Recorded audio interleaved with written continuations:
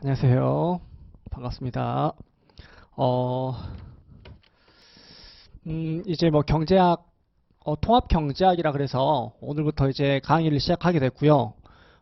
이 강의는, 음, 올해 시험을 준비하시는데, 이게 경제학이 아직 안 돼 있을 수가 있는 거잖아요. 그래서 아예 안 돼 있는 경우에 시험을 보기가 너무 막막하잖아요. 그래서 이제 1차를 합격을 하셨는데, 1차 합격하셨음에도 불구하고 그렇죠.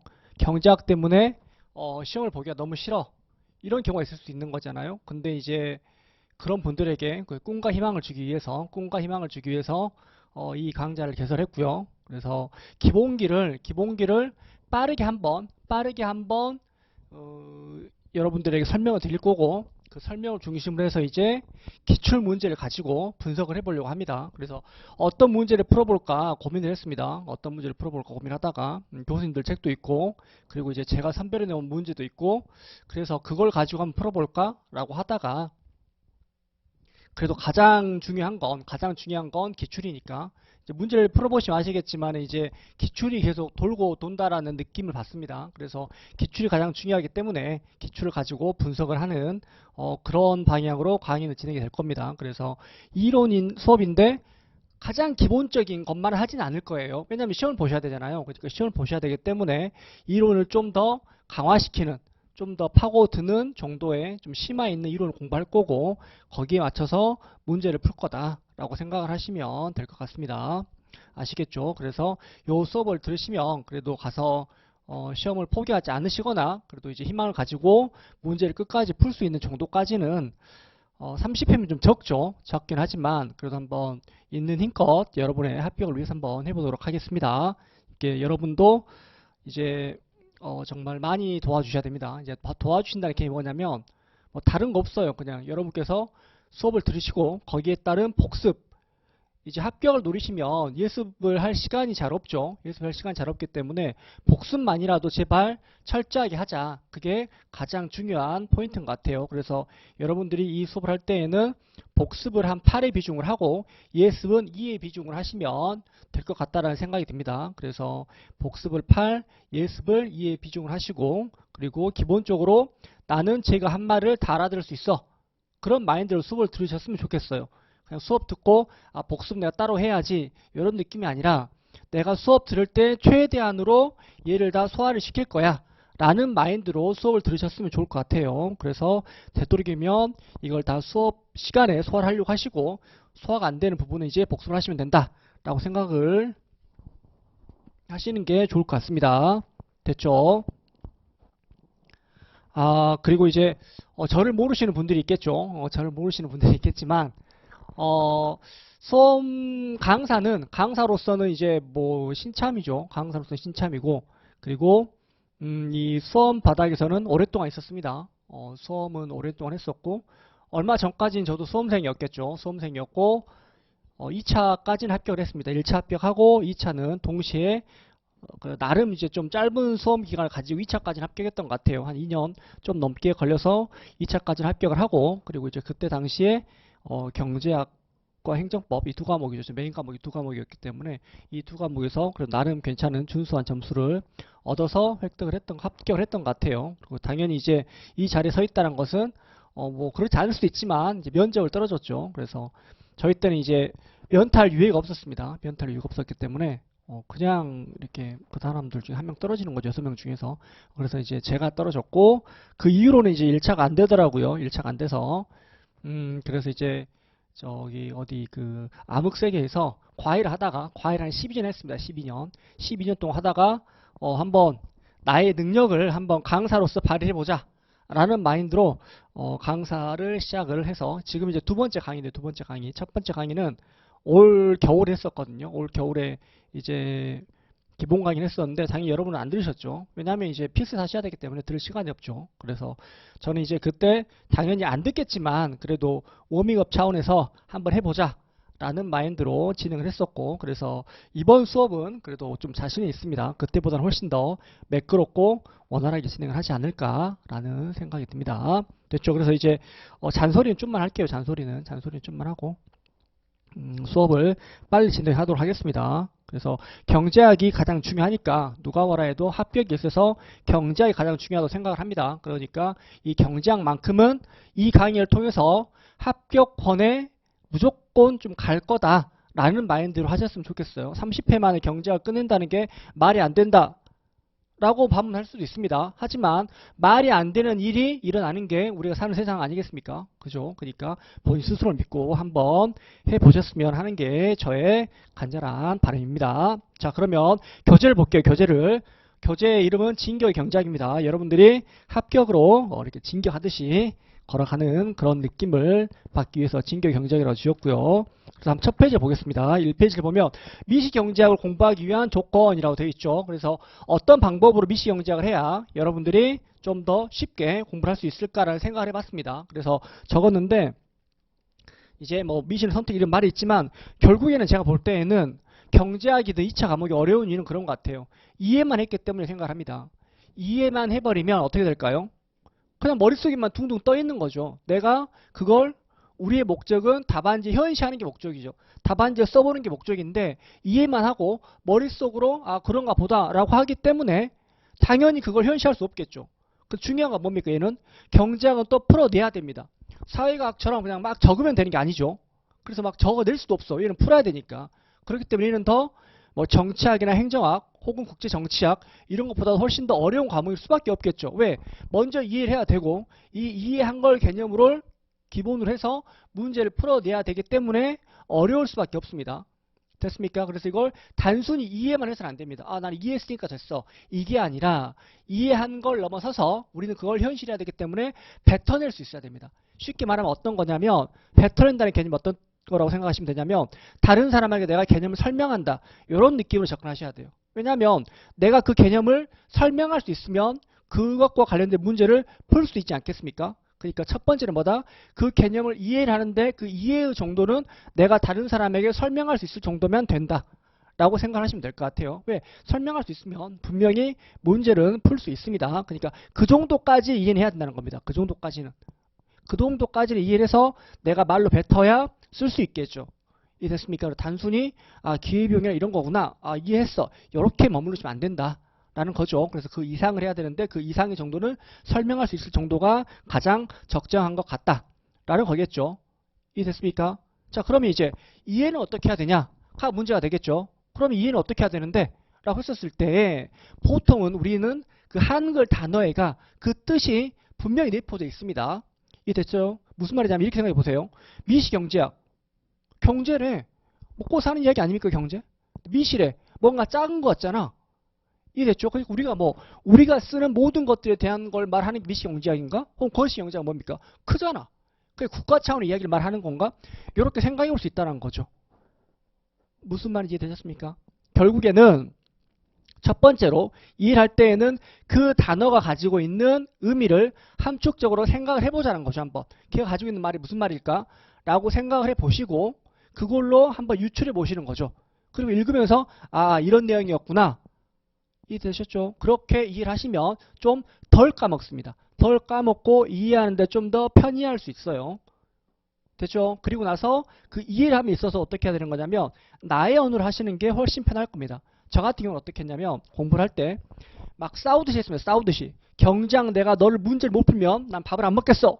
이런 느낌으로 내가 오늘 너를 무조건 푼다. 내가 너 보자. 네가 이기나 내가 이기나 한번 해보자.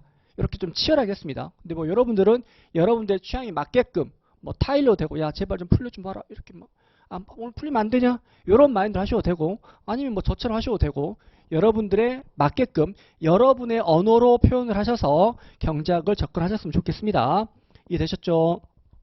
그래서 제가 이제 박스 안에 있죠. 항상 생각하자. 대화하듯이 다른 사람의 이론을 설명하듯이 공부를 하자. 라고 있는 거고 항상 어떤 문제를 풀든 간에 의, 수식, 그래프의 형태로 푸시는 게 좋습니다. 왜? 이게 답안 쓸 거니까.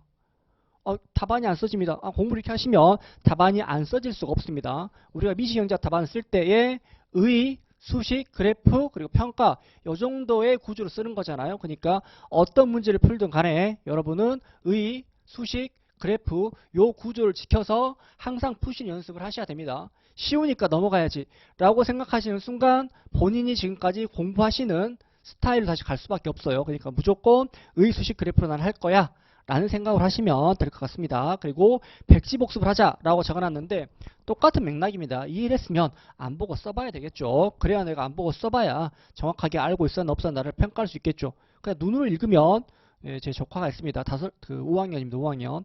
5학년이 우리 조카도 일을 한다 라고 제가 항상 얘들한테 그렇게 수험생들한테 그렇게 말하고 있습니다. 됐죠? 그리고 마지막으로 문제를 읽을 때에는 소중하게 읽자라고 말씀드렸어요. 이게 무슨 말이냐면 수업을 하다 보면 문제를 읽으라 하면 그냥 통독을 하십니다. 예를 들어서 이렇게 있다고 볼게요. 한번 뭐 뒤에 가서 보면은 미시 영자에 기초라면 미분 y는 fx일 때 x가 변함에 따라 y가 어떤 방향으로 어떻게 변하는지를 나타낸다. 막 이렇게 그냥 읽어요. 그러다 물어보는 거죠. 무슨 내용이 있었어요? 라고 물어보면 거기에 따른 대답을 못한다는 거죠. 그래서 얘는 어떤 거냐면 언어 논리에서 주제문 찾듯이 읽으면 안 됩니다. 얘는 언어 논리가 아닌 자료 해석처럼 자료 해석 어떻게 읽습니까? 하나씩 끊어 읽죠. 하나씩 끊어 읽죠. 누구누구가 몇 년도에 뭐 비율이 증가했다라고 하면 비율이 증가했어? 이렇게 딱딱 끊어 읽잖아요. 이런 느낌으로 문제를 읽을 때도 항상 끊어서 읽으셔야 됩니다. 끊어서. 이해됐습니까? 그래서 적어놓은 것처럼 자료 해석 문제를 읽듯이 하나하나 끊어가면서 읽자라고 제가 거기에다가 적어놨습니다. 됐죠? 그래서 이게 뭐다? 미시 영작을 공부하는 기본 틀이라고 생각을 하시면 될 것 같아요. 됐습니까? 자, 그러면 이제 한번 본격적으로 미시 영작에 대해서 공부를 해보도록 할게요. 약간 덥네요. 여기가 약간 덥습니다. 더운데. 자, 한번 해보겠습니다. 제가 거기 적어놨네요. 미시는 어떻다? 선택이다. 라고 말했습니다. 말씀하셔도 됩니다. 예, 이제 앞에 한 분이 계시는데 말씀하셔도 됩니다. 제가 수업 중간 한 분이죠. 수업 중간 한 분. 예, 제가 말을 할 때 이렇게 앞에서 호응을 하셔도 됩니다. 상관없습니다. 왜? 틀려도 됩니다. 틀려도 제가 이게 항상 수업을 할 때 말하는데 틀려도 됩니다. 말씀하시는 거 틀리는 거에 대한 두려움은 전혀 없어야 됩니다. 내가 틀리는데 옆에서 누가 뭐라 하는데 뭔 상관입니까? 시험장에서만 틀리지 않으면 됩니다. 시험장에서 틀리지 않기 위해서 지금 틀리는 거다 라고 생각을 하시면 될 것 같아요. 그래서 거기 적어놓은 게 뭐라고 적었을까요? 미시는 제가 공부를 해보니까 한마디로 어떻다? 선택이더라 라는 거죠. 이해됐습니까? 미시에서 결국은 어떤 겁니까? 우리가 막 공부를 합니다. 근데 결국에는 소비자가 됐든 생산자가 됐든 누가 됐든 간에 선택을 말하는 거다 라고 생각을 하시면 될 것 같아요. 선택. 이해됐습니까? 그래서 제가 드리고 싶은 말씀 어떤 거다? 미시는 뭐다? 선택이다. 오케이. 이 선택을 하는 기준이 있겠죠. 기준이 있겠죠. 어떤 걸 목적으로 내가 선택을 할 거야? 목적이 있을 거고. 됐습니까? 이 목적을 달성하려고 할 때 뭐가 있어야 될 거야? 당연히 목적을 달성할 때 제약이 필요하겠죠. 제약이. 어떠한 목적을 달성을 할 때 당연히 수단도 있겠지만 결국에는 이 제약이 있어야 되겠죠. 우리는. 왜? 경제학이니까. 경제학이니까 특정 목적을 달성할 때 어떠한 제약이 있을 거다라고 생각할 수 있는 거죠. 여러분 생각해 보세요. 지금 여러분도 밥을 드시고 과자를 드시고 음료수를 드시고 뭔가를 하겠죠. 어떻게 합니까? 목적. 좋으려고. 안 그렇습니까? 제약은 뭡니까? 부모님이 주신 용돈 하에서 라는 거겠죠. 우린 그걸 뭐 경제학으로 좀 더 멋깔나게 멋지게 한번 바꿔보는 거겠죠. 됐습니까? 그래서 미시 같은 경우에는 크게 두 가지로 나눌 수 있습니다. 첫 번째가 뭐가 있을까요? 소비자 파트예요. 소비자. 그러니까 여러분인 거죠. 여러분. 여러분이 소비자입니다. 됐습니까? 그래서 여러분이 주체가 돼서 뭔가를 할 거야. 선택을 할 거야. 라고 할 수도 있고 혹은 뭐 기업이 있을 수 있습니다. 기업. 기업의 입장에서 어떠한 목적을 갖고 어떤 제약하에서 뭔가를 할 거야 라고 나눌 수도 있습니다. 됐습니까? 자, 그러면 소비자는 어떠한 선택을 할 거야? 어떠한 선택을? 소비자의 목적은 어떠한 선택하는 걸까요? 그렇죠. 효용을 극대화하는 겁니다. 효용을 뭐다? 맥스하는 거다. 얘를 극대화하는 게 누구의? 소비자의 목적이겠죠. 됐습니까? 여러분들이 어떠한 수업을 선택을 하거나 어떠한 음식, 어떠한 과자 등등등을 사 먹는 게 뭐죠? 좋으려고. 그게 무슨 말일까요? 그게 효용이라고 표현할 수 있다는 거죠. 효용이라고. 됐습니까? 그래서 나의 목적은 얘를 극대화하는 게 나의 목적이야. 라는 거겠죠. 어떤 제약하에서? 내가 가지고 있는 용돈, 그게 뭐다? 우리는 예산 제약이라는 거죠. 됐습니까? 결국에 소비자라는 것은 목적이 뭐다? 맥스유를 할 거야. 근데 어디에서? 예산 제약 하에서 라는 게 소비자 선택의 목적이란 거죠. 이게 뭡니까? 소비자의 끝입니다. 소비자의 끝. 다른 게 나올 수가 없겠죠. 왜? 이게 목적인데 이해를 따라가는 게 당연한 거 아니겠습니까? 됐습니까? 우리는 그 과정에서 다양한 효용함수를 만날 거고 다양한 예산 제약을 만나겠죠. 그래서 다양한 효용함수와 다양한 예산 제약을 매칭을 해서 효용 극대화되는 점을 선택을 한다던가 혹은 어떠한 특정 상황에서 뭐 과자의 가격이 올랐어. 과자의 가격이 올랐는데 나는 원래 걸 소비하고 싶어. 그럼 얼마를 줘야 돼? 아니면 원래 효용을 달성하고 싶어. 그럼 얼마 줘야 돼? 이런 것들을 이야기할 거라는 거죠. 결국에는. 이해됐습니까? 근데 어쨌든 가장 중요한 축은 뭐다? 효용을 극대화하는 거다. 어디에서? 예산 제약 하에서 라고 생각하시면 될 것 같습니다. 자, 그러면 기업은 어떨까요? 기업의 목적은 우리는 소비자를 말한 거니까 간단히 할게요. 기업의 목적은 뭘까요? 그렇죠. 맥스 파이라는 거죠. 어디에서? 어떻게? 제약이 있겠죠, 애들도? 여기서 제약은 뭡니까? 제약을 어떠한 특정을 제약을 가지고 있다고 생각하기는 힘들 수 있어요. 하지만 뭐 특정한 생산 함수를 기준으로 이랬습니까? 비용 함수랑 도출해가지고 나는 맥스 파이를 할 거야 라고 생각할 수 있다는 거죠. 이해됐습니까? 예를 들어서 이 분필을 만든다고 생각해 봅시다. 분필을 만들려면 각각의 L과 K, 즉 노동과 자본 등을 투입을 해가지고 분필이랑 만들겠죠. 그럼 이 분필 하나를 만들 때 들어가는 비용이 있을 거라는 거죠. 이 비용하고 얘를 팔았을 때 얻게 되는 수입하고 같아진 수준에서 맥스 파이를 할 거라는 거죠. 이게 뭐다? 기업의 목적이란 거죠. 됐습니까? 근데 이 기업이 얘를 팔 때에 이 하나를 팔 때에 이걸 파는 시장이 어떤 시장에 따라서 어떻게 팔 것인가에 대한 게 달라질 수 있다는 거죠. 즉 무슨 말이냐면 독점인지 과점인지 완전 경쟁인지에 따라서 이 분필을 파는 게 달라질 수 있다는 겁니다. 우리는 그걸 이제 산업 조직 파트를 하는 거죠. 그래서 얘는 뒤에서 배울 겁니다. 뒤에서. 이해됐습니까? 그래서 가장 중요한 건 뭐다? 지금 우리가 배워야 할 것은 결국에는 소비자고 뭐다? 효용을 극대화하는 건데 그 제약은 예산 제약이다 라는 거겠죠. 됐습니까? 자, 우리는 그러면 효용은 극대화한다고 말했습니다. 그럼 우리 뭘 알아야 될까요? 이제 그러면 효용이라는 게 뭔데? 효용, 함수라는 게 뭔데? 라는 생각해 볼 수 있겠죠. 안 그런가요? 나의 목적이 효용 극대화하면 그러면 효용함수 이런 게 뭐야? 라고 할 수 있겠죠. 이해됐습니까? 효용함수라는 게 뭡니까? 우리는 그냥 단순히 말하는 거죠. 내가 이 물을 마심으로써 너무 좋아. 나 이 물 한 모금 마시면 너무 좋아. 이거 스파클이라는 거 사서 먹으면 나는 좋아. 왜? 목이 타지 않으니까. 이렇게 할 수 있겠죠. 그 다음 뭐 이 분필을 내가 쓸 수 있으니까 좋아 라고 말할 수 있는 거잖아요. 근데 우리는 이걸 가지고 구체적인 평가를 할 수 있습니까? 없죠. 그래서 너는 이 분필을 몇 개를 쓸 건데 라는 걸 말할 수 있습니까? 없는 거죠. 그래서 너는 이 물을 몇 개를 먹을 건데 라는 걸 말할 수 없다는 거죠. 이해됐습니까? 우리는 그래서 어떻게 하는 거죠? 그걸 구체적으로 말할 수 있게끔 값을 부여를 하는 거죠. 네가 물을 하나를 먹으면 얼만큼 좋아? 혹은 네가 이 분필 하나를 쓰면 얼만큼 좋아라는 걸 구체적으로 수치화하는 겁니다. 수치화. 이해되셨습니까? 그래서 효용함수라는 것은 결국엔 뭐다? 특정 재화를 썼을 때에 너가 느끼는 그 만족감을 뭐로? 수로 나타낸다는 거죠. 수로.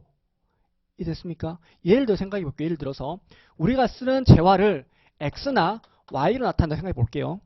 X나 Y로. 그래서 뭐 빵하고 우유 이렇게 할 수 있겠죠. 그래서 나의 효용이라는 것은 뭐다? 빵하고 우유로 이루어져 있어 라고 할 수 있다는 거죠. 그래서 빵 하나 우유 하나를 먹으면 얼마큼이야 너는? 나는 3만큼 좋아 라고 할 수 있는 거고, 야 2개하고 2개 먹으면 얼마큼 좋아? 나는 4만큼 좋아. 이렇게 말할 수 있다는 거죠. 됐습니까? 이게 뭐다? 효용 함수라는 거죠. 결국에는 특정 재화들을 소비했었을 때에 걔들을 수치화하는 게 뭐다? 우리는 효용 함수라는 거죠. 됐습니까? 근데 관건은 뭡니까? 이제 우리가 이걸 효용 함수화하기 위해서는 특정한 조건을 만족해야 된다는 겁니다. 특정한 조건을 만족해야만이 함수로 만들 수 있다는 거죠. 고등학교 때 배워보셨죠? 효용 함수를 뭐 함수를 만들기 위해서 어때야 된다, 막 연속성이 있고 막 이런 거 있었잖아요. 그런 것처럼 여기에서도 뭐다? 특정 재화를 수치로 나타내려면 어떠한 특정한 것을 조건을 만족해야 돼 라고 말하는 거죠. 우린 그걸 뭐라 합니까? 걔를 선호체계라는 거죠. 선호체계.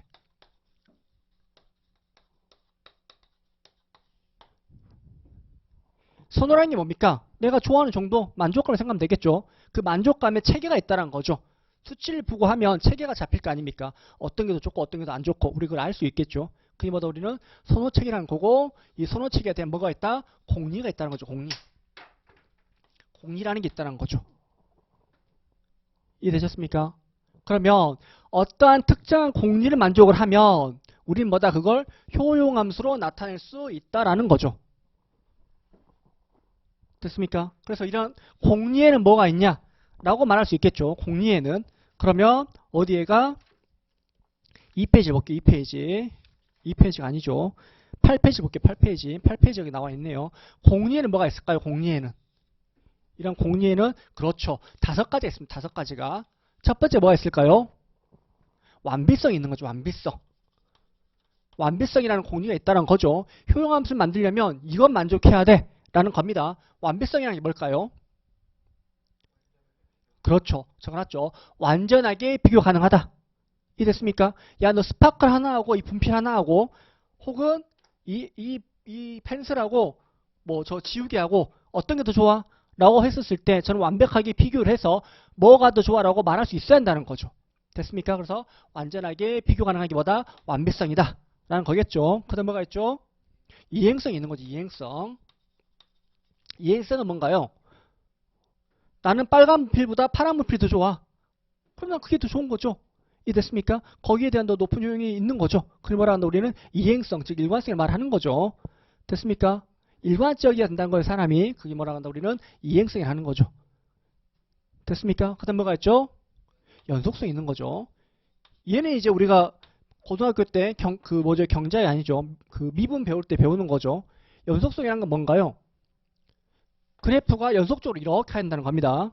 즉, 한 재화의 소비가 조금 증가하면 효용도 어떻다? 조금 증가한다는 거죠. 얘가 만약에 x가 1만큼 증가했어. 근데 효용이 원래는 1이었는데 200이 되는 거야. 이러면 돼? 안 돼? 안 된다는 거죠. 갑자기 그래프 어떻게 됩니까? 이렇게 되는 거죠. 빵과 빵 뚫리고 이렇게 해서 이렇게 있는 거죠. 이해됐습니까? 그럼 함수가 매끄럽지 않게 되어 있는 거잖아요. 그럼 결국에 뒤에 가면 우리는 뭐다? 이제 미분이라는 개념을 쓸 수 없다는 겁니다. 그렇기 때문에 우리는 뭐다?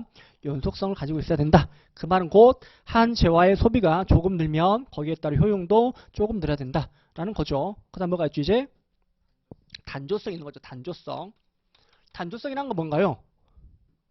그렇죠. 다다익선입니다. 다다익선. 다다익선이라는 건 무슨 말일까요? 많으면 많을수록 좋다는 거죠. 오케이? 나는 이 물이 많으면 많을수록 좋겠죠. 한 개인 것보다는 두 개. 두 개인 것보다는 세 개. 그래서 많으면 많을수록 좋다라는 게 뭐다? 단조성이다. 라고 생각을 하시면 될 것 같아요. 그 다음 뭐가 있습니까? 볼록성이 있다는 거죠. 볼록성. 볼록성은 무슨 말입니까? 볼록성은 평균적인 소비 조합을 좋아한다는 겁니다. 평균적인 소비 조합을. 그러니까 극단적인 게 싫다는 거죠. 나는 빵하고 우유를 마실 거야. 근데 빵 하나하고 우유 100개. 이것보다는 빵 50개하고 우유 50개를 더 좋아한다는 거죠. 그래서 극단적인 소비 조합보다는 평균적인 소비 조합을 더 선호한다는 게 뭐다? 우리는 볼록성이다 라고 하는 겁니다. 그래서 이러한 공리를 만족한 바다 우리는 효용함수로 나타낼 수 있다라는 거죠. 그래서 보통 이제 여기에서 여기까지 만족하면 합리적인 선호치를 가지고 있다. 여기까지는 표준적인 선호치를 가지고 있다라고 말을 하는데 뭐 그렇게 중요하다고 생각을 하지 않습니다. 어쨌든 우리가 논리적으로 생각하는 것보다 이러한 공리를 만족하면 우리는 뭐다? 효용함수로 나타낼 수 있다라는 거죠. 근데 이러한 공리 내에서 특성이 다를 수 있겠죠. 특성 자체가. 이해됐죠? 그래서 다다익선이 나는 무조건 2배씩 증가해 좋아. 이럴 수도 있는 거고 아니면 나는 하나만 많이 증가해도 좋아. 이렇게 할 수도 있는 거고 그래서 특성에 따라 효용함수 달라질 수 있다라는 겁니다. 그래서 어떻다? 이러한 공리에 의해서 효용함수라는 걸 만들어내고 이해됐습니까? 그게 뭐다? 우리는 u는 ux, y로 나타낼 수 있다라는 거죠. 됐습니까? 나의 효용이라는 것은 x와 y의 것으로 이루어져 있으라는 거죠. 빵과 우유를 먹으면 나의 효용이 어떻게 돼? 라고 말하는 거니까. 됐습니까? 이게 뭐다? 나의 효용함수라는 거죠. 오케이? 자, 그런데 그런 생각을 해봅시다. 이 효용함수라는 거 생각을 해보면 x, y가 뭡니까? 지금 독립변수죠. 수학적으로 따지면 x가 바뀌면 u가 바뀔 거고 y가 바뀌면 u가 바뀔 거라는 거죠. 그러면 얘는 몇 차원이 됩니까? 3차원이 된다는 3차원이 무슨 말이냐면 이렇게 되겠죠. x, y, u 이런 식으로 그래프가 이렇게 그려진다는 겁니다. 됐습니까? 그럼 어떻게 돼요? 경제학이 그렇지 않아도 힘든데 안 그렇습니까? 그렇지 않아도 꼴도 보기 싫은데 이게 뭐야 씨 나 안 해 되는 거죠. 됐습니까? 그래서 우리는 뭐다? 오케이 너희들이 이거 힘들어하니까 이것을 대체할 수 있는 개념을 가져올게 라는 게 있습니다. 그게 뭘까요? 우리는 그게 바로 무차별 곡선입니다. 무차별 곡선. 무차별 곡선이라는 거죠. 이해됐습니까? 무차별 곡선이란 것은 뭘까요? 무차별 곡선입니다. 아까 제가 말씀드렸었죠. 단어 안에 의미가 내포되어 있다라고 분명히 말씀드렸습니다. 그래서 무차별 곡선, 뭐다? 차별이 없는 곡선이다 라는 거겠죠. 됐습니까? 이 곡선은 뭡니까? 점을 연결한 거잖아. 점은 뭐야? x, y의 점일 거 아닙니까? x, y는 뭐라고 하죠? 우리는 상품 조합이라는 거죠. 됐습니까? 상품 조합을 연결한 거겠죠. 그러니까 어떤 걸? 무차별, 차별이 없다. 뭐에 대한 차별이 없는 거죠? 효용에 대한 차별이 없는 거죠. 그래서 이는 뭐다? 동일한 수준의 효용을 가져다주는 상품 조합을 연결한 궤적이 뭐다? 무차별 곡선이란 거죠. 다시 한번 무차별 곡선, 차별이 없다. 뭐에 대해서? 효용에 대해서 차별이 없다라는 겁니다. 그 말은 곧 다시 표현을 하면 동일한 수준의 효용을 가져다주는 상품 조합을 연결한 궤적이다 라고 말할 수 있다는 거죠. 그걸 우리 뭐라고 한다? 무차별 곡선이다 라고 한다는 거죠. 다시 표현을 해보면 식으로도 표현할 수 있겠죠. 어떻다? 무차별 곡선이란 것은 in D 플러스 커브라고 합니다. 뭐다? x, y에 대한 조합이다라는 거죠. 이 x, y 조합이 어떤 거다? ux, y는 u 바라는 거죠. 어렵지 않죠? 상품 조합이야. 근데 뭐다? 이 상품 조합의 효용은 동일해. 그걸 우리는 무차별 곡선이라고 할 거야 라고 할 수 있습니다. 됐습니까? 됐죠? 그래서 우리는 뭐다? 다시 한번 선호 체계를 통해서 효용함수라는 걸 할 수 있고 이 효용함수에서 무차별 곡선이라는 것을 우리는 도출을 할 수 있다라는 겁니다. 됐습니까? 그리고 우리는 뭐다? 이 무차별 곡선에서 개념을 가져오고 그 다음에 우리는 뭐 이제 예산지향이라는 것을 알아야 되겠죠? 이걸 왜 우리는 하고 있는 겁니까? 우리 왜 이걸 하고 있는 거죠?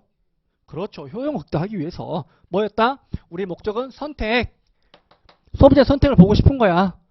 안 그렇습니까? 소비자 선택을 보려면 뭘 봐야 돼? 먼저 우리는 효용함수를 봐야 된다고. 그 다음에 뭘 봐야 돼? 우리는 예산제약이라는 걸 봐야 되겠죠.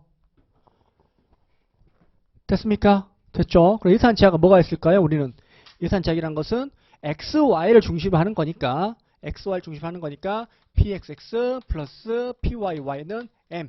이게 뭐다? 우리의 예산제약이다 라고 하는 거죠. 이해됐죠? 나는 뭐 빵 먹고 우유 먹는다는 거죠. px의 가격으로 빵을 먹었어. 거기다가 py의 가격으로 우유를 먹었어. 그건 나의 소득과 같아야 된다 라는 거겠죠. 제약인데 같아야 되는 겁니까? 제약인데 제약이란 말은 사실은 작기만 하면 되는 거죠. 내가 1000만원 있어. 그럼 1000만원보다 작게 내가 쓸 수 있는 거잖아. 무조건 500만원 써도 되는 거잖아. 안 그런가요? 그렇죠. 근데 우리 뭘 가정했죠? 단조성, 다다익선이다 라고 말했죠. 그러니까 우리는 효용을 극대화하기 위해서 우리는 내가 가지고 있는 돈을 다 쓸 거야 라고 생각을 하셔야 됩니다. 우리는 그래서 이걸 뭐라 한다? 예산제약이 아니라 예산선이라는 거죠.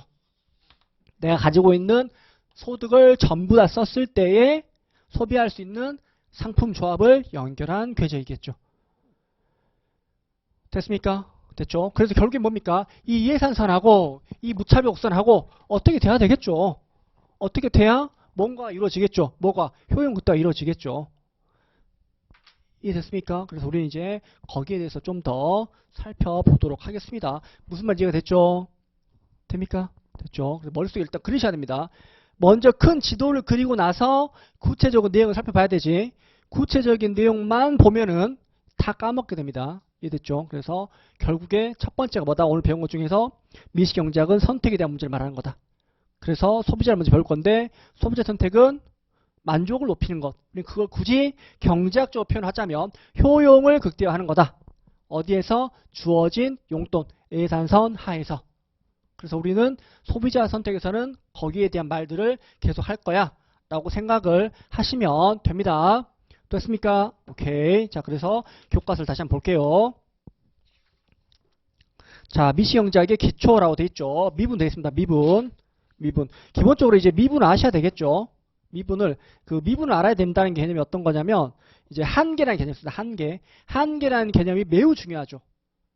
됐습니까? 미시는 딱 두 가지만 하면 됩니다. 두 가지만. 제 생각에는 선택과 한계. 한계에 의해서 선택을 하는 겁니다. 결국에는. 이해되셨습니까?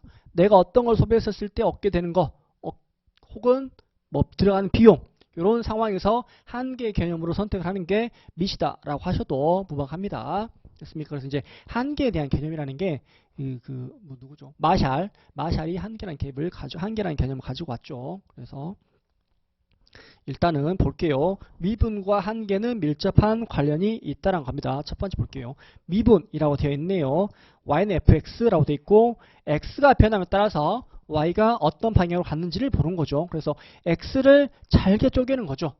잘게 쪼개서 접선의 기울기라고 하기도 합니다. 결국에는 접선의 기울기 혹은 x가 변함에 따라 y가 어떻게 변하는가 정도를 보는 게 뭐다? 미분이다. 미분이니까 짜증난 말이겠죠. 그렇게 나타내시면 될 것 같아요. 그래서 x가 증가할 때 u가 증가하면 x는 재화라는 거죠. 이해되셨습니까? 효용함수가 이렇게 있다 그랬죠. 제가 어떤 효용함수는 모르겠지만 이 u라는 게 효용함수라는 게 x와 y의 함수라는 거잖아요. 그래서 x로 미분을 했더니 u가 증가를 해. 즉 x가 증가할 때 u가 증가한다는 거죠. 그럼 좋은 겁니까? 나쁜 겁니까? 좋은 거죠. 우린 그걸 뭐라 한다? 재화라고 합니다. 재화. 됐습니까? 됐죠? 자, 그럼 뭐죠? 이제 반대로 생각할 수 있겠다. 제가 그걸 빼먹었네요. 항상 개념 생각할 때는 비교 분석하시는 게 편합니다. 비교 분석. 무슨 말이냐면 x가 증가할 때 u가 증가하면 재화라고 했잖아요. 그러면 반대로 생각해 볼게요. x가 증가할 때 u가 감소하면 뭘까요?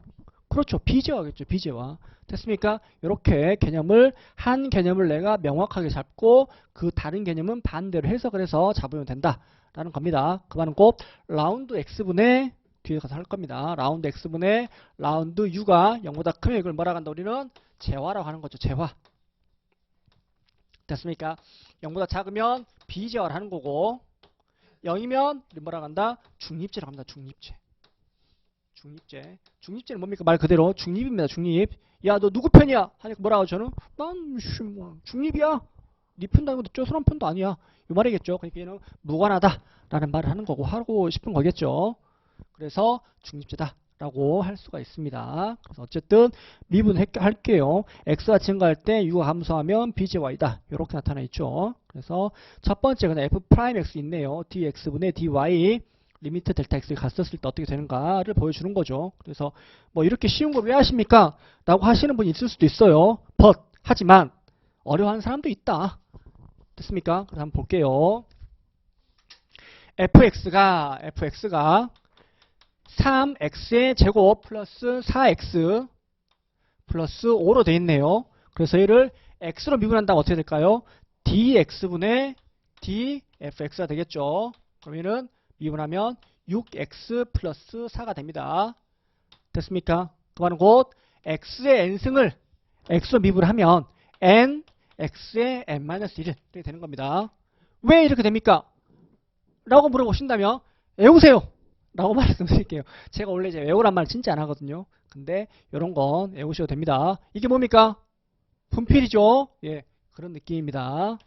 됐습니까? 그래서 이렇게 미분이 되는 거구나 라고 생각하시면 됩니다. 그래서 보시는 분, 눈치가 빠른 분 알 거예요. 눈치가 빠른 분은 뭘 알고 있어요? 눈치가 빠른 분은 뭘 알았을까요? 아니, 야, 그녀가 여기는 D를 썼는데 여기는 요 뭐냐, 요거 6이냐 뭐냐, 라운드랍니다. 라운드. 얘를 왜 썼어? 라고 할 수 있습니다. 그 차이는 뭐냐? 얘는 뭐죠? F가 뭐에 들어가 있어 지금? X만 들어가 있죠. U는 뭐가 들어가 있어? X하고 Y가 둘 다 들어가 있는 거죠. 됐습니까? 그 말은 곧 함수가 그 변수가 2개 이상일 때 이랬죠? X, Y, Z일 수도 있고 여러 가지가 있을 수 있는 거잖아요. 그런데 2개 이상일 때 그 중에 하나로 할 거야 라는 게 라운드입니다. 됐죠? 근데 얘는 뭐야 지금? 변수가 하나밖에 없잖아. 하나일 때는 D를 쓰면 됩니다. 그래서 쟤를 편미분, 얘를 그냥 미분이라는 겁니다.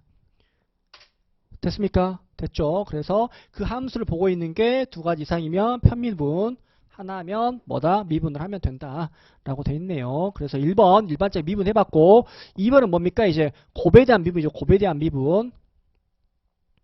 곱에 대한 미분을 한번 해볼게요. 그래서 곱에 대한 미분은 이렇게 돼 있네요. fx 곱하기 gx 이렇게 있는 거죠. y라는 그 자체가. 그래서 얘를 지금 x로 미분을 한다는 거죠. x로. 그러면 얘는 f'x gx 플러스 fx g'x 이렇게 구하시면 됩니다. 됐습니까? 얘가 dx분의 dy가 되겠죠. 그래서 보기가 있죠. 밑에가. 그래서 2x 플러스 6 잘못됐죠. 지금 마이너스가 아니라 곱하기겠죠. 곱하기. 그 수정을 했는데도 이럽니다. 죄송합니다.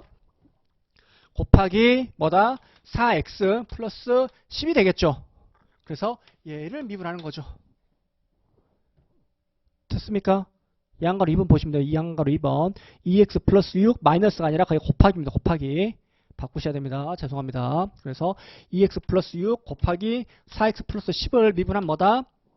앞에 거 미분한다고 그러죠. 앞에 거. 얘를 미분한 뭡니까? 2가 나오겠죠. 그 다음에 4x 플러스 10이 되겠죠. 그 다음에 플러스라 했죠. 플러스. 그 다음에 앞에 거 그대로 오고 뒤에 거 미분하는 거죠. x로. 뒤에 거 미분하면 4가 되겠죠. 이게 지금 곱에 대한 미분입니다. 됐습니까? 그래서 곱에 대한 미분을 할 수 있어야 됩니다. 그 다음에 뭐가 있죠? 이제 나누기에 대한 미분이 있네요. 나누기에 대한 미분. 나누기에 대한 미분은 지우고 저기다 한번 해볼게요. 저기다가 지금 약간 제가 지금 급합니다. 급해요.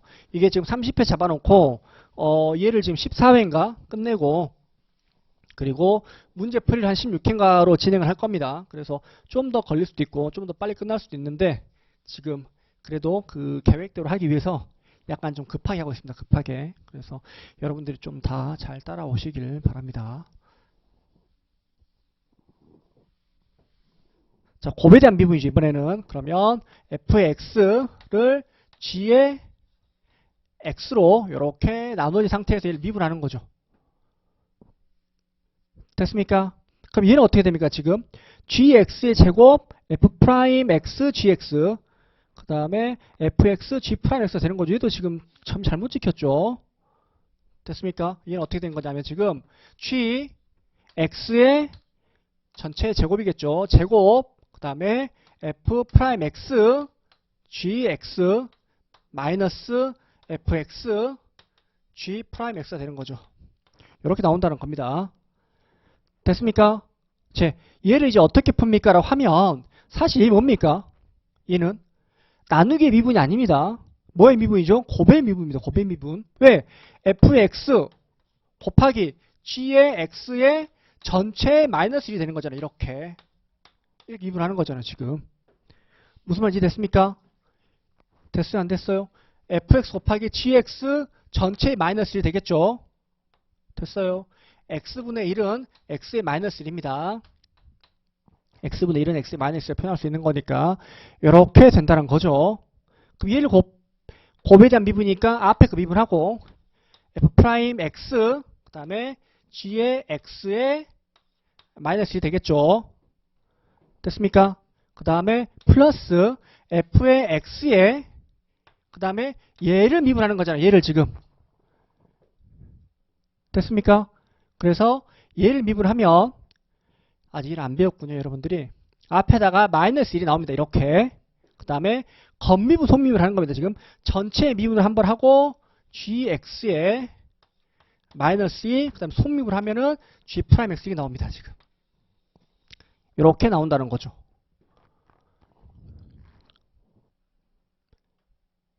됐습니까? 다시 한번 표현할게요. 얘가 무슨 말이냐면 지금 다르게 표현해볼게요. 한번. ax 플러스 b의 n승을 x로 미분한다 할게요. 얘를 x로 미분한다 해볼게요. x로. 그러면 얘를 내가 a로 치환하겠습니다. a로. 얘를 a로 치환할게요. 그럼 얘는 y의 a의 n승이 되겠죠. 무슨 말이냐면 ax 플러스 b는 a로 노는 거죠. 왜? 나는 지금 x로 미분하고 싶은데 얘는 지금 x의 함수가 아니잖아. ax 플러스 b의 함수인 거잖아. 지금. ax 플러스 b의 n승인 거지 x의 n승이 아닌 거잖아요. 그래서 부득이하게 얘를 a로 치환하는 거죠. 그러면 y는 a의 n승이 되겠죠. 근데 나는 뭐 하고 싶다? 얘를 x로 미분하고 싶다고. 그럼 x로 미분하면 dx분의 da의 n이 되겠죠. 됐습니까? 근데 우리 뭐 할 수 있어요? 얘를 DA분의 D의 A의 N 곱하기 T의 X분의 D의 A로 할 수 있겠죠. 이렇게. 얘 두 개 없어질 거 아닙니까? 곱하기니까. 이해됐습니까? 그럼 얘는 같은 거잖아요. 결국에는. 그러면 D의 A분의 D의 A의 N승이니까 이 자체를 A로 봤죠. 얘를 A로 미분하는 거잖아. 내가 지금. 그러면 N의 A의 N-1이 될 거고 됐죠? 그 다음에 A를 X로 미분하면 A가 되겠죠. 이해됐습니까? 보통 얘를 뭐라 하는데 우리는 겉미분, 속미분을 합니다. 얘가 뭐야 지금? 겉미분, 속미분이 하는 거죠. 이 전체를 하나의 변수 취급하는 거죠. ax 플러스 b 전체를. 그래서 얘를 전체에 대해 미분하는 거죠. 어떻게? ax 플러스 b의 n의 n-1 전체를 미분하니까 속미분하면은 a가 되겠죠. 됐습니까? a가 지금 ax 플러스 b니까 똑같이 나오는 거죠. 얘도 똑같은 논리입니다. 똑같은 논리. gx의 전체의 마이너스 1이니까 얘하고 지금 똑같은 거잖아요. 지금. 됐습니까? 이거 겉미분 속미분 하는 거죠. 겉미분 한번 하고 gx의 마이너스 2 앞에가 마이너스 나오겠죠. 속미분 하니까 g 프라임 x가 되겠죠. 우리 이를 뭐로? gx의 제곱으로 묶으면 되겠죠. 그래서 얘를 gx의 제곱으로 묶으면 얘는 어떻게 되는 거죠? f 프라임 x gx가 되겠죠. 없어지면 g 마이너스 1이 될 거니까. 그 다음에 마이너스 있으니까 얘가 지금 gx 제곱이 됐죠. 지금. 그 다음에 f의 x, g의 프라임 x 이게 되는 거죠. 지금. fx, g 프라임 x 얘가 그대로 밑으로 내려갈 거고. 됐습니까? 그래서 어떻다는 거죠. 결국에는 얘가 지금 나누기의 미분인 것처럼 보이긴 하지만 사실은 뭐다? 곱의 미분인 거다. 됐습니까? 그리고 곱의 미분에서 이 gx 전체의 미분은 이제 합성에 대한 미분이라고 생각하시면 됩니다. 합성에 대한 미분은 이런 식 형태로 할 수 있다 라고 생각하시면 되고요. 됐습니까? 됐죠? 그래서 이런 식으로 밑에 식이 주어져 있습니다. 됐죠? 4번식이 이건 거죠. 4번식이 요거라는 거죠. 지금 4번식이. 그래서 f의 gx의 프라임 됐죠. 그러니까 얘는 지금 겉미분 한번 하고 그 다음에 속미분을 한번 했죠. 됐습니까? 그 다음에 x의 n승에 대한 미분은 n의 x의 n-이 되는 거고. 됐죠? 6번 볼게요. 6번 lnx를 미분했네. lnx를. 그래서 lnx 이게 뭐죠? 지금 자연로그란 거죠. 자연로그. 그래서 뭐 밑을 2로 하는 막 로그를 하는데 거기까지는 알 필요가 없는 것 같아요. 그래서 어쨌든 자연로그를 x로 미분하는 거죠. dx분의 d lnx는 뭐다? x분의 1이라는 거죠. 됐습니까? 그래서 dx분의 d lnx x분의 1이다 라는 것도 자주 쓰이지만 얘를 정리하면 d ln x는 뭡니까? x분의 dx가 되는 거죠. 오케이? x의 변화율은 d ln x가 똑같다는 거죠. 됐습니까? 됐죠? 그래서 얘가 뭐다 지금 이렇게 나타낼 수가 있다라는 겁니다. 그리고 오른쪽 박스에 보면 되있죠. 미분, 편미분 됐죠. 편미분. 미분이라는 개념도 봤고 편미분이라는 개념도 봤습니다. 변수가 하나일 때 미분, 변수가 2개 이상인데 하나의 변수를 미분했었을 때의 편미분이라고 하는 거죠. 그 다음에 이제 전미분이라는 게 뭐냐면 전미분이라는 건 말 그대로 전체를 미분하는 겁니다. 그래서 x제곱 플러스 y제곱이 m이다 라고 돼 있으면 x제곱하고 y제곱 더한 게 m이라는 거잖아요. 근데 m의 변화가 x하고 y의 변화에 의해서 어떻게 바뀌냐를 평가한다고 생각하시면 될 것 같아요. 무슨 말이냐면 전미분하면 x, y, m의 함수잖아요. 이걸 각각에 대해서 미분하는 거 각각에 대해서 x제곱을 x로 미분하면 2x가 되겠죠. 얘가 뭐다? dx 미분했으니까 플러스 2y dy는 m을 미분하면 1이 되겠죠. 그래서 dm 이렇게 되는 거죠. 그러니까 여기서 표현하고 싶은 말 무슨 말이냐면 m에 대한 변화는 x의 변화하고 y의 변화가 얼마나 차지하고 있냐는 거죠. 이해됐습니까? 그러니까 돈이야. 돈에 대한 변화는 x제곱과 y제곱을 합한 거야. 근데 돈이 변화가 바뀌어놨어. 예를 들어서 100만원이었는데 500만원으로 바뀌었어. 그럼 400이 바뀐 거죠. 그 400이 바뀐 건 x가 얼마를 차지하고 있고 y가 얼마를 차지하고 있어 라고 말하는 겁니다. 됐죠? 이게 뭐다? 전미분의 개념이다 라고 생각하시면 돼요. 그래서 이제 이 전미분의 개념은 어디서 배우냐면 이제 뒤에 보이고 있지만 이제 무차별 곡선. 무차별 곡선에서 이 전미분의 개념을 이용하기도 합니다. 무차별 곡선에서 이용하기도 하고, 혹은 이제 거시경제학하면 솔로우 잔차라고 합니다. 솔로우 잔차. 잔차가 뭡니까? 남은 거잖아요. 남은 거. 그래서 경제 성장을 이루고 있는 그 경제 성장을 구성하고 있는 부분 중에서 노동과 자본이 차지하고 있는 부분을 뺀 나머지 이를 구할 때 우리가 쓰기도 합니다. 그래서 이런 식으로 된다라는 거. 그래서 여기에 나와 있는 기본적인 미분은 당연히 자유자재로 할 수 있어야 됩니다. 이해를 하는데 내가 어려움을 겪고 있다. 그러면 된다 안 된다? 안 된다는 거죠. 어쩔 수가 없습니다. 아니 경제학이잖아요 라고 할 수 있어요. 그래서 이제 그 제가 학부 수업 받을 때 저희 교수님께서 하셨던 말씀이 있습니다. 그때 항상 제가 이것도 우스갯소리를 하는데 그 중급 미시경제학이라고 있죠. 그래서 중급 미시경제학 수업 듣는데 교수님께서 그러시더라고요. 수학통계학과를 하는 그 학생들이 많이 왔었습니다. 수학통계. 왜냐하면 수학통계하고 미시하고 거의 비슷하잖아요. 그래서 수학통계학과 아이들이 수업을 들으러 엄청 많이 왔었던 기억이 있어요. 그래서 우리 교수님께서 이 말씀하셨습니다. 수학통계학과 아이들 잘 들어. 경제학은 수학이 아니야. 무슨 말인지 알아 너희들? 너희들이 경제학을 어떻게 보고 와가지고 학점 받으려고 경제학은 수학이 아니야. 라고 말씀 딱 하셨습니다. 그래서 시험을 보지 않겠습니까? 한 100명 정도 됐나? 시험을 봤는데 1등을 경제수학과, 통계학과, 그러니까, 그죠? 그래서 수학통계학과가 1등을 했습니다, 결국에는. 좀 웃기죠? 그래서 어쩔 수 없습니다. 제가 2등을 했었는데, 어쩔 수 없이 결국엔 뭐다? 수학과 연관이 있을 수밖에 없다는 거죠. 왜? 마샬 할아버지 때문에. 마샬 할아버지가 괜히 한계란 말을 해가지고. 됐습니까? 왜? 한계가 미분이잖아. 우리는 어쩔 수 없이 미분이란 걸 알아야 되고 그 미분에 대해서 어려움을 가지면 된다 안 된다? 안 된다는 거죠. 어려운데 어떻게 해요? 안 어렵게 하셔야죠. 어떻게 해요? 여러분 반복하십시오. 반복 하다 보면은 안 어렵겠죠. 고등학교처럼 어려운 수학 하는 것도 아니잖아. 됐습니까? 그냥 미분하는 거, 곱의 미분, 뭐 나누기의 미분, 고작 요 정도인데 어려울 이유가 없습니다. 어려워하셔도 안 되고. 됐습니까? 됐죠? 자, 그래서 여러분들을 믿겠습니다. 여러분한테 맡길게요. 그 다음에 2번 해가 적분이네, 적분. 그래서 잉여를 구할 때 라고 돼 있죠. 소비자 잉여 같은 거, 생산 잉여 같은 걸 배웁니다. 잉여가 뭔데요? 라고 하면 이제 지금 다룰 건 아니니까 그냥 뭐 남는 거다 라고 생각하시면 되는 거고, 그 잉여를 구할 때 우리는 뭐다? 적분이라는 개념을 쓴다는 거죠. 그래서 보통은 지금까지 시험에서 적분이라는 개념이 나온 적은 없습니다. 됐습니까? 적분이라는 개념이 나온 적은 없어요. 하지만 아셔야 됩니다. 아셔야 됩니다. 왜 알아야 됩니까? 시험에 나온 적도 없는데 라고 하신다면, 아니 이거 모르면 못 풀잖아요. 그죠? 근데 대학교 모의고사에서 나옵니다. 이거 구하라고.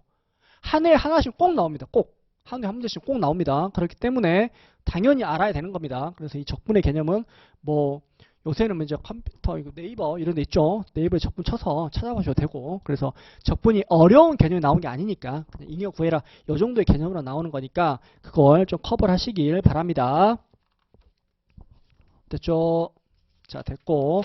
그 다음에 이제 3페이지 보시면 평균과 한계라고 되어 있네요. 그래서 제가 거기다가 한계가 매우 중요하다 라고 했고, 한계라는 개념이 적용되는 걸 제가 밑에 적어봤습니다. 한계 효용이라는 게 있겠죠. 우리가 아까 전에 효용이라는 걸 배웠는데 u는 ux, y라고 되어 있죠. 그래서 한계 효용이라는 개념이 있다 라고 되어 있네요. 그래서 한계라는 게 뭔지를 알아야 되겠죠. 먼저 한계라는 게 뭘까요? 한계. 경제에서 왜 한계가 중요할까요? 뭐라고요? 그죠? 한 개 더, 하나 더 이렇게 생각하시면 안 된다는 거죠. 하나가 아닙니다. 하나가 한 단위인 거예요. 한 단위. 예를 들어서 하나라고 해버리면 요걸 하나라고 우리가 지칭할 수 있잖아요. 근데 단위라는 거 알 수가 없어요. 무슨 말인지 이해가 되셨습니까? 여기에서는 물이 스파클 하나가 한 단위가 되는 거겠죠. 근데 내가 이걸 따라 먹어. 그러면 한 잔이 한 단위가 되는 겁니다. 혹은 내가 이 뚜껑에 받아 먹어. 그럼 뭐지 이게? 뚜껑에 받아 먹는 한 개가 한 단위가 되는 거고, 내가 한 모금 마시면 그 한 모금이 한 단위가 되는 거죠. 됐습니까? 그래서 우리는 그걸 뭐라 한다? 한 단위라고 생각하시면 됩니다. 한 단위. 한 단위를 추가했을 때에 얻게 되는 효용이 뭐라 한다? 우리는 한계 효용이다 라고 하시면 됩니다. 한계 생산은 뭘까요? 그러면 생산 요소를 한 단위 더 투입했었을 때 얻게 되는 생산물을 한계 생산물이라고 하겠죠. 한계 생산. 한계 비용은 뭘까요? 한계 비용이라는 것은 스파크를 한 단위 더 생산할 때 들어가는 비용 을 한계 비용이라 하겠죠. 한계 수입도 있겠죠. 한 단위 판매할 때 얻게 되는 수입을 뭐라는 우리는 한계 수입이라고 한다는 겁니다. 그래서 한계는 개념이 매우 중요하기 때문에 알고 계셔야 되겠죠. 근데 그건 뭐한 우리는 미분을 하면 되겠죠. 그래서 밑에 식 있죠. x제곱이라는 식이 있었을 때 평균은 뭐죠? x제곱이라는 식이 있었을 때 평균이란 것은 한 단위당입니다. 한 단위당. 그러니까 평균은 나누면 되겠죠. 됐습니까? 그래서 x로 나누면 x가 평균이 되는 거고 한 개라는 것은 미분하면 된다 그랬죠. 2x인데 이게 뭐다? 한 단위 추가할 때마다 y가 어떻게 바뀌는 걸 보는 거니까 얘가 한 개다 라고 되어 있네요. 그리고 이제 한 개와 평균의 관계라고 되어 있습니다. 그래서 얘도 이제 상식적으로 생각해 볼게요. 상식적으로 평균이 증가하려면 한 개가 평균보다 커야 될까요? 작아야 될까요? 커야 되겠죠. 당연히. 생각해 보십시다. 지금 10명이 있어요. 10명이. 10명의 키가 2m, 2m. 근데 평균이 2m 3이 되려면 2m보다 더 큰 사람이 되는 거잖아. 무슨 말인지 됐습니까?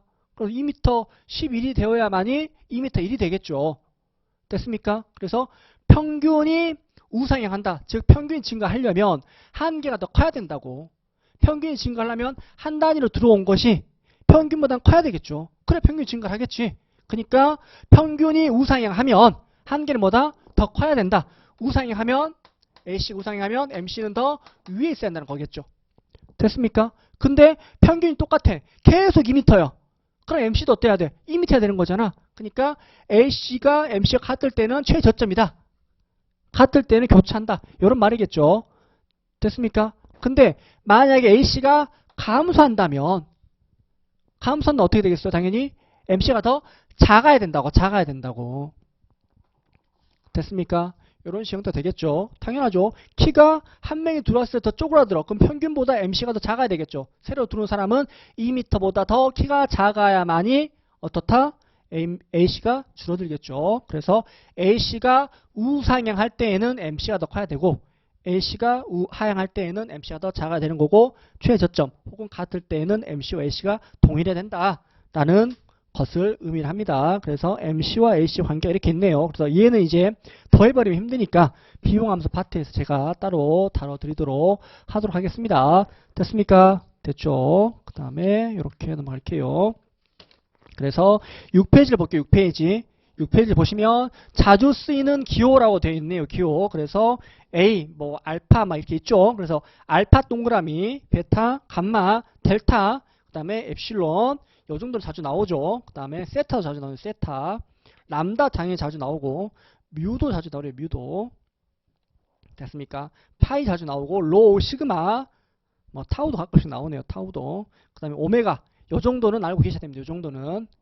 됐습니까? 됐죠? 그래서 막 굳이 알아야 됩니까? 라고 할 수도 있어요. 근데 이제 공부하다가 스터디 할 거 아닙니까? 스터디 했는데 그 동글뱅이에다 이렇게 번데기 같은 거 이러면 좀 그렇잖아요. 이해됐습니까? 그래서 뭐 세타 이렇게는 할 수 있어야 되는 거니까.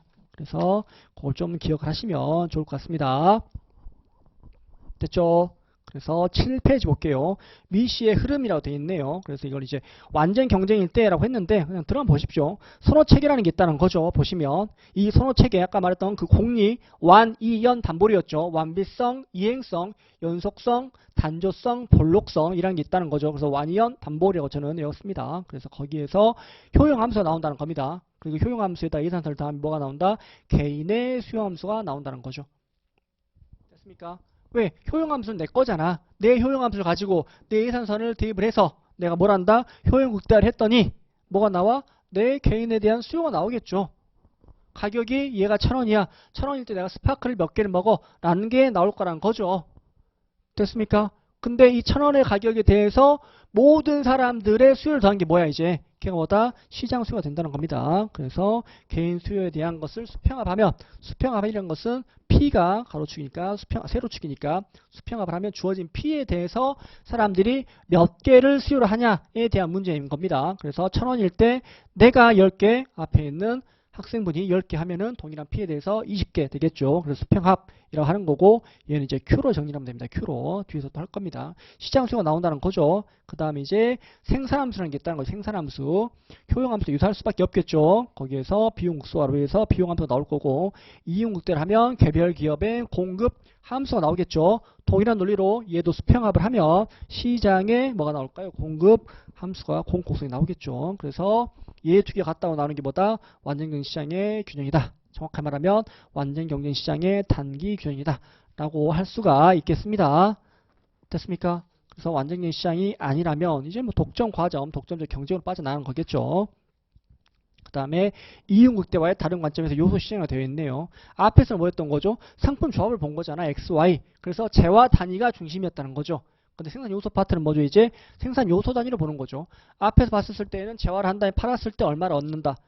재화를 한 단위 생산했을 때 얼마만큼의 비용이 든다. 이런 문제였다면 이번에는 노동을 한 단위 더 고용을 했었을 때 얻게 되는 수익과 비용 구조를 비교를 해서 이윤을 극대화하는 L을 선택을 한다. 라는 거겠죠. 혹은 효용을 극대화하는 노동을 선택할 거야. 이런 논리란 겁니다. 됐습니까? 그 다음 일반 균형이란 것은 앞에서 봤던 소비자, 기업, 생산 요소 이 모든 게 균형인 게 일반 균형이란 거고 시장 실패라는 것은 앞에서 보았었던 것들이 실패했을 수 있다는 거죠. 시장에 맡겨놨더니 잘못되더라. 그래서 우리는 그 시장 실패 같은 것을 보자라는 거고 그러한 시장 실패에 대한 대표적인 예로 공공재, 공유지 비극 혹은 외부 효과라는 게 있다는 겁니다. 그리고 7번 정보의 비대칭이 있다는 거죠. 감추어진 행동과 감추어진 감추어진 특성에 대한 문제가 있겠죠. 감추어진 특성에 의해서 역선택, 감추어진 행동에 의해서 도덕적이나 본인 대리 이론 이렇게 넘어간다는 겁니다. 됐습니까? 얘가 지금 뭐다? 거시 경제의 큰 틀이라고 생각하시면 됩니다. 근데 미시 경제학의 가장 큰 틀이다라고 생각하시면 됩니다. 근데 어쨌든 가장 중요한 건 여러분이 생각하실 때 가장 중요한 건 소비자 선택입니다. 소비자 선택. 이 됐습니까? 소비자 선택을 내가 완벽하게 끝내야만이 뒤에 파트가 쉽습니다. 이 되셨죠? 소비자 파트를 내가 슬렁슬렁 했어. 대충 했어. 왜? 다른 강사 것도 들어봤고 어쨌든 내가 좀 들어본 기억이 있어서 나 여기는 잘해. 근데 나는 과점이 어려워. 이럴 수 없다는 거예요. 이럴 수 없다는 거예요. 소비자 파트를 정확하게 하면은 뒤가 쉬울 수밖에 없어요. 그러니까 소비자 파트 하실 때 좀 더 힘을 내서 확실하게 공부를 하시길 바랍니다. 자, 그래서 소비자 선택 8페이지 있네요. 효용 극대화와 지출 극소화, 쌍대성이라고 되어 있죠. 그래서 소비자 선택의 목적은 뭐다? 첫 번째로 효용 극대화가 누가 뭐라 하더라도 목적이겠죠. 안 그렇습니까? 맞죠? 효용 극대화라는 것은 나의 효용을 주어진 예산 제약 하에서 극대화할 거야 라는 거잖아요. 우리는 이미 말은 안 했지만 어떻게 하고 있었다? 미시 경제학을 언제부터? 초등학교부터 하고 있었다.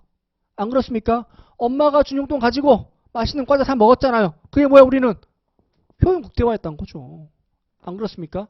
됐습니까? 우리는 그걸 어려서부터 해온 경쟁이었다는 거죠. 우리는 뭐예요? 그래서 아주 유명한 아주 저명한 경제학자가 될 소질을 어렸을 때부터 가지고 있었다는 겁니다. 이 되셨습니까? 그러니까 경제학 어려워할 필요가 없겠죠. 됐죠? 그래서 효용 극대화가 소비자 선택의 목적이다라는 겁니다. 그래서 max u subject to 예산선이라고 되어 있는 거고 지출 극소화라는 것은 이번에 뭡니까? 말 그대로 지출을 극소화하겠다는 거죠. 나의 목적은 지출을 극소화하는 거야. 근데 제약이 있겠죠. 어떤 제약이라는 거죠? 효용을 달성한다는 거죠. 됐습니까? 그래서 이걸 이제 보통 쌍대성이라 하는데 뒤에 가서 또 배울 겁니다. 됐습니까? 어쨌든 효용 극대화를 한번 살펴보도록 할게요. 보시면 무차별 곡선이 원점에 대해서 강볼록하고 구설계가 아닐 때 예산선과 무차별 곡선이 서로 접하는 게 효용 극대화와 지출 극소화의 조건이다 라고 되어 있죠. 이렇게 되어 있네요. 그러면 보겠습니다. 우리가 앞에서 봤었던 것처럼 효용 함수라는 게 이렇게 있다 그랬죠. 이렇게 있다는 거죠. 그래서 나의 효용이라는 것은 x와 y의 함수야 라고 했는데 얘는 부득이하게 어떻다? 3차 함수였다는 거죠. 3차 함수. 3차원의 평면에서 이렇게 될 수밖에 없다는 거죠. 3차 함수가 아니라 3차 평면이 될 수밖에 없었다는 거죠. 그래서 x, y, u 이걸 나타내면 어떻다? 꼴도 보기 싫더라 라는 거고 됐습니까? 그래서 우리는 이 효용 함수에 대응하는 뭘 가져왔다? 우리가 무차별 곡선이라는 걸 가져왔다는 거죠. 무차별 곡선. 왜 가져왔을까요? 왜? 효용 극대화로 가져온 겁니다. 됐습니까? 우리의 목적은 효용 극대화하는 게 목적이잖아. 그러면 지금 우리가 하고 있는 이야기는 뭐예요? 결국에는 효용 극대화를 하기 위한 과정일 뿐이겠죠. 안 그렇습니까? 맞죠? 그래서 무차별 곡선이라는 개념을 가져왔는데 무차별 곡선이라는 것은 차별이 없다. 동일한 수준의 효용을 가져다 주는 상품 조합 XY 상품 조합을 연결한 궤적이 뭐다? 무차별 곡선이다 라는 거겠죠. 계속 말씀을 해보셔야 됩니다. 말씀을 해보셔야만 늘어요. 그래서 무차별 곡선이란 건 그런 거다. 즉 indifference curve, 무차별 곡선이란 것은 뭐다? X와 Y, 즉 상품 조합을 연결한 거야. 근데 이 상품 조합이란 건 뭐다? 효용을 동일하게 가져다 줘야 돼 라는 거겠죠. 이게 무차별 곡선의 특징한 거죠. 됐습니까? 그럼 우리는 어떻게 할 수 있어? 이제 U를 빼고 어떻게? XY 평면에서 오케이? 나타낼 수 있다는 거죠. 왜? 동일한 수준의 효용을 가져다주는 동일한 수준의 효용을 가져다주는 상품 조합을 연결한 궤적이라고 그랬잖아요. 됐습니까? 예를 들어서 X 5개, Y 2개 하고 나는 X 3개, Y 3개 하고 효용이 동일해. 그럼 그 점 2개를 연결한 게 무차별 곡선이란 거겠죠. 납득이 되셨습니까? 자, 그러면 무차별 곡선은 어떤 형태로 그려지냐는 거겠죠. 안 그렇습니까? 무차별 곡선 형태가 어떤 식으로 그려지는 걸 우리 알아야 되겠죠. 오케이? 자, 그럼 무차별 곡선의 형태는 어떻게 그려질까요? 여기서 X하고 Y는 뭡니까? 아까 우리가 가정했었을 때 X하고 Y는 재화라고 하겠죠. 재화라고. 둘 다 뭐다? 빵하고 우유. 먹을수록 효용이 증가한다고 했습니다. 됐습니까? 그럼 무차별 곡선은 어떻게 돼야 될까요? 우하향한 형태를 가져야 됩니다. 우하향한 형태를.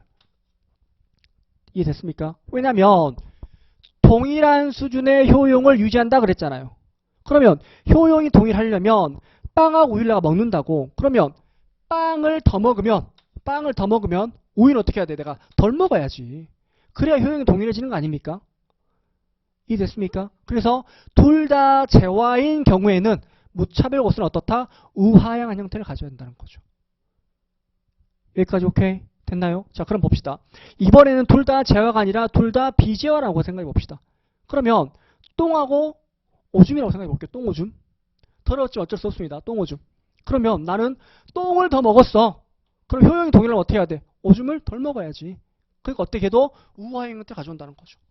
이해됐습니까? 즉 X가 재화고 Y도 재화면 우하향 형태를 가져오는 거고, 그 다음에 X가 비재화고 Y도 비재화면 뭐다? 우하향 형태를 가져온다는 거죠. 오케이? 근데 우하향 하는 형태도 여러 가지가 있겠죠. 직선인지, 아니면 원점에 대해서 볼록한지, 아니면 원점에 대해서 오목한지. 이해됐습니까? 걔는 뭐야? 이 효용함수의 특징을 보고 판단할 수 있다는 거죠. 우리는 재화인지 비재화인지는 개형밖에 모른다는 겁니다. 오케이? 됐죠? 자, 그런데 생각해 볼게 이제. 야, 그러면 재화, 비재화, 오케이, 우하향 하는 건 알겠어. 그러면 만약에 XY 평면에서 X가 재화고 야, Y가 비재화면 어떻게 되는 거야? 라는 궁금증을 가질 수 있겠죠. 혹은 X가 비재화고 Y가 재화야. 이런 경우는 어떻게 돼? 라는 의문을 가질 수 있는 거잖아. 맞죠? 자, 그러면 생각해 볼게요. 의의를 정확하게 잡는다 그랬어. 의의를. 무차별 곡선이란 동일한 수준의 효용을 가져다 줘야 된다고. 그러면 내가 빵을 더 먹었어. 빵은 재화죠. 그럼 효용이 동일해지려면 난 어떻게 해야 돼? 비재화를 어떻게 해? 더 먹어야 돼? 덜 먹어야 돼? 더 먹어야지. 이해됐습니까? 그러니까 얘는 뭐 동일한 수준의 효용을 유지하려면 X가 증가하면 Y도 증가해야 된다고. 그러니까 무차별 곡선 어떻게 돼? 우상향하겠지 얘는. 이해됐습니까? 됐죠? 왜? 동일한 수준의 효용을 유지하려면 좋은 것도 먹으면 나쁜 것도 먹어야지. 됐습니까? 그래서 얘는 뭐다? X가 증가하면 Y도 증가해야 되는 거고, 얘는 뭐 X가 증가하면 Y는 감소해야 된다고. 반대로 가야 되는 거라고. 됐습니까? 근데 얘도 마찬가지로 뭐야 지금? 뭐? 얘가 지금 재화, 비재화, 재화인데 무차별 곡선이 직선일지 이렇게 될지 알 수 있어 없어? 없다는 거죠. 뭘 보고 알 수 있어? 우리는 효용함수를 보고 알 수 있다는 거죠. 됐습니까? 너무 길게 왔죠. 그래서 결국에 뭡니까? 뭐가 됐든 무차별 곡선의 특징을 나타내는 건 뭐야? 효용함수라고. 효용함수. 됐습니까? 봅시다. 그러면 무차별 곡선에서 얘의 특징을 나타내는 게 효용함수인데 그 효용함수에서 얘의 특징을 나타낼 수 있는 게 뭐가 있냐는 거죠. 뭐가 있을까요? 생각해 봅시다. 뭐 하나를 내가 더 먹으면 하나를 덜 먹어야 돼. 하나를 내가 더 먹으면 하나를 더 먹어야 돼. 이해됐습니까? 뭐가 중요해 결국에는 이 교환비가 중요하다는 거야 결국에는. 이해됐죠? 동일한 수준의 효용을 유지하려고 하는데 야 너 빵 한 개 더 먹으려고 하는데 너 우유 몇 개 포기할 수 있어? 이런 개념이 중요하다는 거죠. 납득이 되십니까? 아니면 야 똥 한 단위 더 먹으려면 오줌은 어떻게 할 거냐? 이렇게 할 수 있다는 거지. 납득이 되셨습니까? 우린 그걸 뭐라 한다고? 그걸 MRS라는 거죠. MRS라고. 한계 대체율이라고 하는 겁니다. 한계 대체율이라고 한다는 거죠. 됐습니까? 뭐 marginal rate of substitution 이렇게 되겠죠. 발음 좋죠. 됐습니까? 얘를 한계 대체율이라고 하는 거죠. 자, 그럼 봅시다. 한계 대체율의 의미가 뭔지 봐야 될 거 아닙니까? 뭐가 중요하다 그랬죠? 어떻게 바뀌냐가 중요하다 그랬죠. 그 B가. 근데 우린 그 B를 볼 때 어디에서 봐? 무차별 곡선 선상에서 보는 거잖아. 여기에서 여기로 갈 때, 여기에서 여기로 갈 때 이걸 보는 거잖아. 그럼 어때? 효용은 어때요 지금? 동일하다고. 효용은 동일해. 이해됐습니까? 그 비율, 동일한 수준의 효용을 유지한다는 가정하에서 한 재화의 소비를 더 증가시키기 위해서 포기해야 되는 다른 재화의 양을 뭐라 그래? 우리는 한계 대체율이라 하는 거죠. 한계 대체율이라는 거죠. 이해됐습니까? 한계 뭐라 그랬죠? 우리가 한 단위라 그랬잖아. 근데 뭐야? 대체라는 거야. 대체. 한 단위를 체인지하는 거잖아. 그래서 xj 한 단위를 더 소비하기 위해서 포기해야 되는 yj의 양을 뭐라 한다? 우리는 한계 대체율이라고 하는 거죠. 납득이 됐습니까? 여기까지 오케이? 됐죠? 그래서 한계 대체율을 MRS 하는 거고 이 효용함수 특징을 반영하는 게 뭐다? 한계 대체율이라고 하는 거죠. 됐습니까? 그럼 보시면 뭐라고 돼 있죠? 효용함수 무차별 곡선 뭐가 제일 중요하다? MRS가 제일 중요하다고. 한계 대체율이 효용함수를 표현하는 게 전부라는 거죠. 당연히 정의가 된다는 가정하에서 그러겠죠. 됐습니까? 여기까지 따라가십니까 지금? 잠깐 볼게요. 근데 한계 대체율은 결국에 뭐죠? x가 증가할 때 y가 감소하는 거잖아. 그 비율을 말하는 거잖아 내가 지금. 이해됐습니까? 그럼 한계 대체율은 결국에 델타 x분의 델타 y라고 말할 수 있겠네 우리가. 왜? x가 증가할 때 y가 얼마나 감소하는 걸 보는 거고 우리는 한 단위를 볼 거니까. 이해됐습니까? 얘가 뭐라고 지금? MRS라는 거죠. 오케이? 근데 얘는 폐지하고서라도 얘가 어때 지금? x가 증가하면 y가 감소해야 되는 거잖아. 그럼 x가 증가, y가 감소하면 방향이 어때? 반대 방향이라는 거죠. 그러니까 어때? 여기다가 지금 마이너스 붙여준다고. 왜? 양수하려고. 근데 얘는 어때 지금? x가 증가하면 y도 증가하는 거잖아. 그럼 얘는 b가 마이너스야 플러스야? 플러스지. 증가할 때 증가하는 거니까. 그럼 얘는 뭐야 지금? 델타 x분의 델타 y가 되는 거죠. 한계 대체율이라는 게. 이해됐습니까? 얘는 어떻다고? 한 재화를 더 소비하기 위해서는 다른 재화를 포기해야 되는 그 양을 말하는 거라고. 근데 얘는 뭐야 지금? 한 재화를 더 소비하기 위해서 추가적으로 소비해야 되는 다른 양을 말하는 거라고.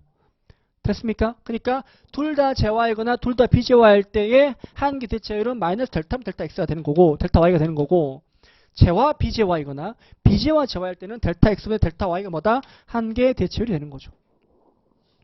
오케이. 그럼 얘를 어떻게 구하냐 결국엔. 그래서 어떻게 구해? 우리 뭘 알고 있죠? 무차별 곡선은 뭐다? 효용이 동일하다고 알고 있죠. U바니까. 맞나요? 효용이 동일하다고 그랬으니까 우리는 뭐 x가 증가해서 증가하는 효용하고 플러스 y가 감소해서 감소하는 효용의 합은 얼마여야 돼? 0이 되겠죠. 왜?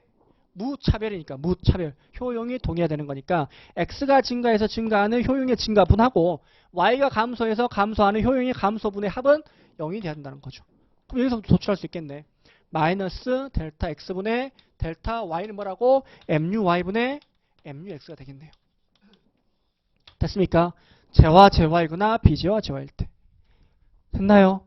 자, 반대로 재화 비재화이거나 비재화 재화일 때는 뭐다? 지금 마이너스 어디 있습니까? 여기 있죠. 마이너스 muy분의 mux가 되겠죠. 됐습니까? 돼요? 안 돼요? 됐죠? 그래서 뭐가 다르죠 지금? 재화, 비재화, 비재화일 때는 그냥 muy분의 mux라는 거죠. 근데 재화, 비재화, 재화일 때는 마이너스 muy분의 mux가 된다는 거죠. 한계 대체율이. 됐습니까? 왜? 여기다가 임의로 마이너스 붙일 필요가 없잖아. 됐나요? 그래서 무차별 곡선과 효용함수와 무차별 곡선의 특징을 반영하는 한계 대치율입니다. 그래서 효용함수에서 제일 중요한 건 뭐다? MRS라는 겁니다. MRS. 얘가 제일 중요합니다. 됐습니까? 근데 얘를 공부한 이유는 뭐라고? 효용 극대화 하려고. 됐죠? 됐습니까? 그래서 MRS는 뭐야 지금? X가 증가할 때 Y 감소한다 그랬죠? 그럼 쉽게 말하면 뭐야 사실 이거? 이 무차별 곡선의 접선의 기울기겠죠. 왜? 델타 X를 이만큼 하는 게 아니라 한 단위라 그랬으니까 무한대로 보내버리면 이렇게 접하게끔 할 수 있는 거잖아 우리가. 됐습니까? 그래서 우리는 MRS 뭐라고 할 수 있다? 한 단위, 그러니까 동일한 수준의 효용을 유지한다는 가정하에서 X를 한 단위 초과적으로 소비하기 위해서 포기해야 되는 YJ 양이라고 할 수도 있지만 수학적으로 뭐다? 무차별 곡선의 접선의 기울기를 의미하기도 한다 라는 거죠. 됐나요? 오케이, 됐죠? 자, 여기까지 일단 하고 조금 쉬었다가 다시 진행하도록 하겠습니다. 한 5분에서 10분 정도, 10분 정도 쉬었다 할게요. 10분 정도 쉬었다 오십시오. 네, 감사합니다.